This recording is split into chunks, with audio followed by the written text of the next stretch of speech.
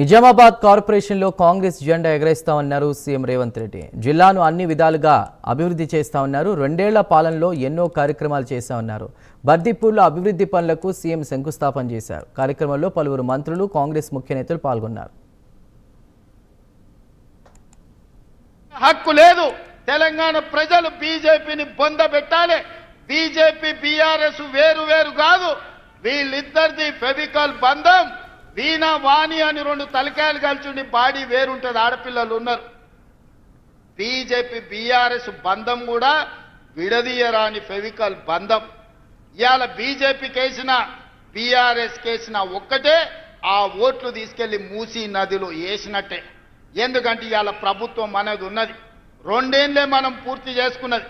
ఇంకా 8 ఏళ్లు కాంగ్రెస్ పార్టీ అధికారంలో ఉంటుంది. తెలంగాణను అభివృద్ధి చేస్తుంది. ఈ అభివృద్ధిలో నిజామాబాద్కు ప్రత్యేకమైన స్థానం ఉంటుంది. నిజామాబాద్ నుంచే ఈ తెలంగాణ అభివృద్ధికి పునాదులు వేస్తాం. నిజామాబాద్కి ఎయిర్పోర్టును తీసుకొచ్చే బాధ్యత మా ప్రభుత్వం తీసుకుంటుంది. ఇవాళ ఆదిలాబాద్లో ఎయిర్పోర్టు తెచ్చినాం, వరంగల్లో ఎయిర్పోర్టు తెచ్చినాం, వరంగల్కి అండర్ గ్రౌండ్ డ్రైనేజ్ ఇచ్చినాం. ఇవాళ కరీంనగర్ ఔటర్ రింగ్ రోడ్ ఇస్తున్నాం, వరంగల్ ఔటర్ రింగ్ రోడ్ ఇవ్వబోతున్నాం.